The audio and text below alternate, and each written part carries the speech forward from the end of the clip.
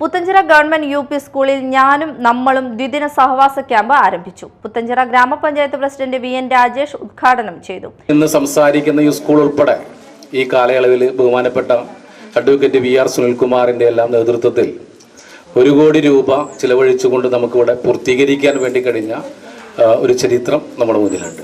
ഞങ്ങളെ സംബന്ധിച്ചിടത്തോളം ടീച്ചർ ഇത് പറയുമ്പോൾ ഈ ഹാളുമായി ബന്ധപ്പെട്ട് ഞാനിവിടെ സുഹൃത്തുലാലകണ്ണായിട്ടൊക്കെ സംസാരിച്ചപ്പോൾ സ്വാഭാവികമായിട്ടും നമുക്ക് ചെയ്യാൻ കഴിയുന്നൊരു കാര്യമാണ്, ഒരു തർക്കമില്ല. അപ്പോൾ നിങ്ങളെ സംബന്ധിച്ച് ഇതൊരു വാഗ്ദാനമായിട്ടൊന്നും കരുതണ്ട.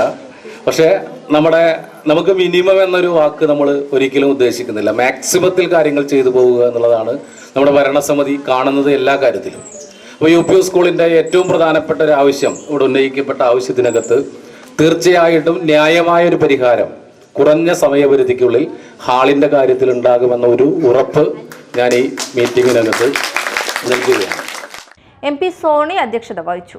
Amrita super star singer fame Dhruva S മുഖ്യാതിഥിയായിരുന്നു.